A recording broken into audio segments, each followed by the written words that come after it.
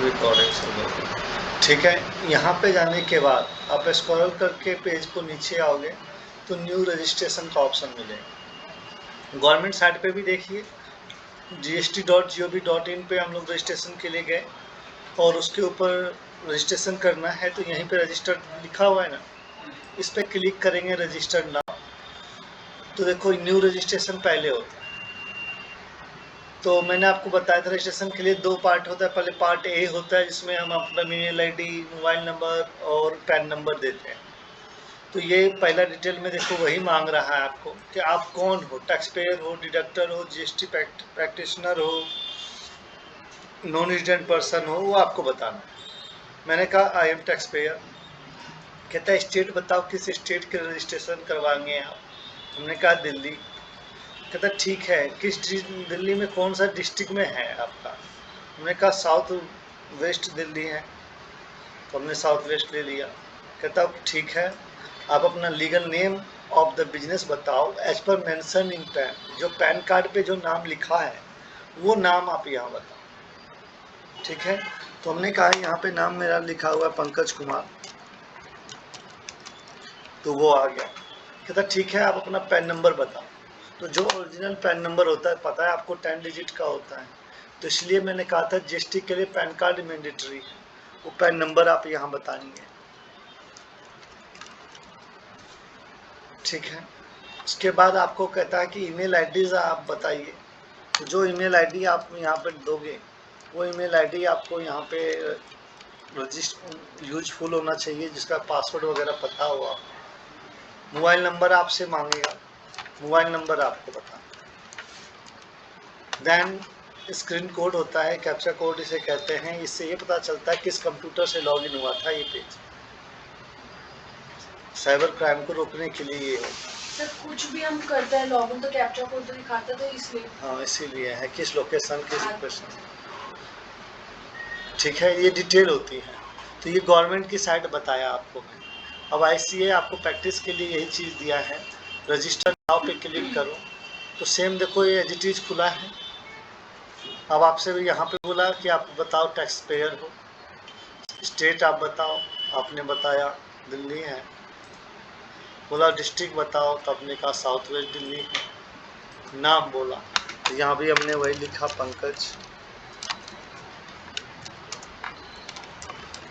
Pan number बोला,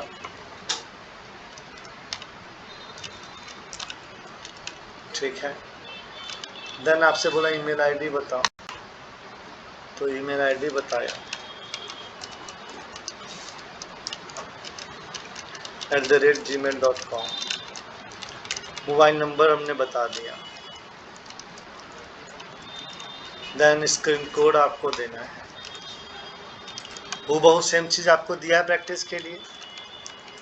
तो ये आप इस स्क्रीन पे कितने बार भी रजिस्ट्रेशन आप कर सकते हो। इस तरह से प्रोसीड करोगे। तो मैंने आपको कहा था कि आपको वेरीफाई करने के लिए ओटीपी मोबाइल और ईमेल पे आया करेगा, तो वो देना है। बाय डिफ़ॉल्ट यहाँ पे 1 2 3 4 5 6 दे रहे हैं, बट ओरिजिनली अगर साइट पे करेंगे तो जो आपके मोबाइल पे ओटीपी आया है सो मोबाइल पे देना, जो ईमेल में डाला था ईमेल में आया है सो ईमेल का ओटीपी आपको 1 2 3 4 5 6। Then proceed now. तो आपको क्या कहता है कि देखिए आपने सक्सेसफुली पार्ट ए कर लिया है registration process. Your temporary reference number यानी कि टीआरएन नंबर ये है। ये आपके मोबाइल पे एसएमएस के थ्रू, एसएमएस में भी आ जाता है, मेल में भी आ जाता है। अब जो लॉगिन होगी आगे की फर्दर ट्रांजेक्शन होगी टीआरएन के अगेंस्ट होगी। तो हमने इसको कॉपी कर दिया, प्रोसीड किया। तो कहता है अब लॉगिन किसके थ्रू करोगे। तो पार्ट ए में न्यू रजिस्ट्रेशन कर रहे थे, पार्ट बी में रजिस्ट्रेशन में टीआरएन लॉगिन करेंगे। वो नंबर डाल देंगे जो टीआरएन का था, फिर स्क्रीन कोड डालेंगे, फिर से आपको ओटीपी आएगा। अब ओटीपी की लॉगिन करेंगे। तो कहता आप ईमेल और मोबाइल पे कोई भी एक पे का आईडी बता दीजिए। कहता अगर नहीं आए तो स्पैम या जंक में भी आ सकता है, ईमेल में आप देख सकते हो। हमने कहा कोई प्रॉब्लम नहीं है, मेरे को पता है। हमने डाल दिया 1 2 3 4 5 6 अपना ओटीपी डाला। तो कहता है कि देखिए आपका रजिस्ट्रेशन कराना जा रहे हो 11 जुलाई को आपने एप्लीकेशन करना शुरू किया है, जो कि आपके लिए REG 01 बोला था रजिस्ट्रेशन के लिए यूज होता है। तो देखो GST REG 01 आया, लिख भी रहा है कि application of registration of the goods and service tax act 2017, और ये आपको 15 दिन का टाइम देता है, इसलिए कहता है कि 26/7/24 is the last date for submission that form. कहता है अभी ड्राफ्टेड है, यू कैन फाइल। तो अब आप एक्शन में ये एडिट का ऑब्जेक्टिव लोगो है, इस पर क्लिक करो। तो अब आप एडिट करके ये पूरी फॉर्म्स आपको फिल करना है। समझ में आ गई बात है? अब देखो ये फॉर्म्स हैं, फॉर्म्स में कंटेंट्स हैं। जो कंटेंट्स मेरे लिए ज़रूरत है वो मैं भरूंगा, जो मैंडेटरी कंटेंट्स हैं वो तो ज़रूर भरूंगा, और जो मेरे लिए रिक्वायरमेंट नहीं है, जो मेरे बिजनेस में नहीं आता है, उसे फिल करने की ज़रूरत नहीं। अब फॉर्म्स हैं तो इनमें कुछ डॉक्यूमेंटेशन पार्ट होता है, मैंने आपको पढ़ाया था, address proof, ID proof, signatory का डिटेल्स, ये सब चीज़ें आपको यहाँ पे अपलोड करना पड़ता है, फिजिकली जाना नहीं पड़ता है, सब कुछ यहाँ पे सिस्टम के द्वारा आप दोगे। तो अब आपसे हम एक एक पेज ये डिस्कस करेंगे सबमिशन तक कैसे होगा, तो इसी को देखिए और कोशिश कीजिए जो आपको आए, इसलिए ध्यान से देखेंगे। पूछता है आपसे, आपने जो अप्लाई किया वो पंकज कुमार के नाम से अप्लाई किया, क्योंकि पैन नंबर के ऊपर ये नाम था, आपने ये किया। अगर ये प्राइवेट कंपनी होती तो कंपनी का नाम शो करता। तो कहता चलो पंकज कुमार तो ठीक है, क्या ट्रेड नाम भी यही रहेगा, व्यापार का नाम, बिजनेस नेम यही रहेगा? हमने कहा नहीं, ये नहीं रहेगा। बोला क्या रहेगा? हमने कहा सोनाटा ट्रेड्स रहेगा, ये ट्रेडर रहेगा, नाम दे दिया हमने। कहता वेल एंड गुड। कहता बताओ सोनाटा ट्रेडर्स का नाम तो बता दिया तुमने, ये है क्या, कौन चलाएगा इसको, कॉन्स्टिट्यूशन ऑफ द बिजनेस क्या है?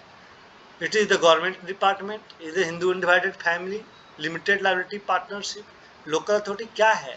तो हमने कहा पंकज कुमार चलाएगा, प्रोप्राइटरशिप में चलाएगा। प्रोप्राइटरशिप मतलब होता है मैं सेल्फ चलाऊँ, सेल्फ का बिजनेस। पार्टनरशिप होता है दो आदमी मिलके कर रहे हैं। हमने कहा प्रोप्राइटर है। कहता गुड। तो डिस्ट्रिक्ट आ गया। अब ये वार्ड सर्कल आता है स्टेट के हिसाब से। यहाँ पे बाय डिफ़ॉल्ट, क्योंकि जानते हो ये हमने आपके लिए सॉफ्टवेयर कौन सा बनाया है, तो बाय डिफ़ॉल्ट जो आ रहा है, मैंने अभी कुछ भी ले लिया। बट आप साउथ दिल्ली में आपकी जो लोकेशन है, खानपुर तो खानपुर लोगे, छतरपुर है तो छतरपुर आपको लेना पड़ेगा। उसी के हिसाब से यहाँ कमिश्नरेट होता है, वो कमिश्नरेट यहाँ पे डिफाइन करोगे, कौन सा दिल्ली है, साउथ वेस्ट, ठीक है, डिवीजन कौन सा है, पालम है, रोहिणी है, उत्तम नगर है, जनकपुर है, छतरपुर है, जो भी आपको दिख रहा है वो आप ले लोगे। उसी के हिसाब से आपका रेंज होता है। कल को ये कहोगे कि सर मुझे एग्जैक्ट चाहिए, तो ये लिंक दिया हुआ है, इस लिंक पे जाके अपना स्टेट, अपना सिटी, अपना लोकेशन बताओगे तो उसका रेंज डिवीज़न आ जाएगा। ये क्या है, वो डिपार्टमेंट है जहाँ पे कल को अगर कुछ भी कार्रवाई होगी तो उस सेल में जाके आप अपने लिए बात कर सकते हो। तो ये अकॉर्डिंग टू द एड्रेस होता है। अब आगे आपसे पूछता है कि आप क्या कैजुअल टैक्सेबल पर्सन के रूप में रजिस्ट्रेशन करना चाहते हो, तो इसको क्लिक करोगे।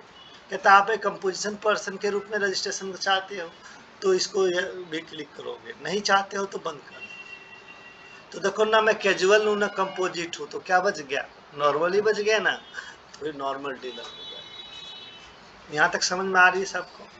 हाँ जी मिस्टर दीपांशी। सर दीपांजलि है। हाँ दीपांजलि जी, ठीक है।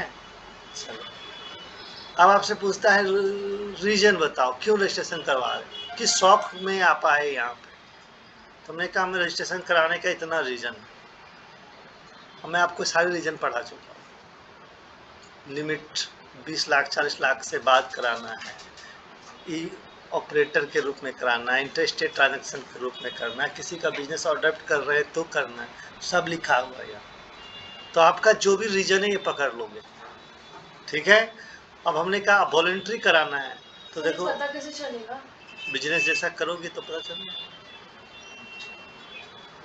टर्नओवर है तो देखो लिखा है क्रॉस टर्नओवर, देखो लिखा है इंटरेस्टेड सप्लाई है तब करवा रहा हूँ, तो वो भी लिखा है।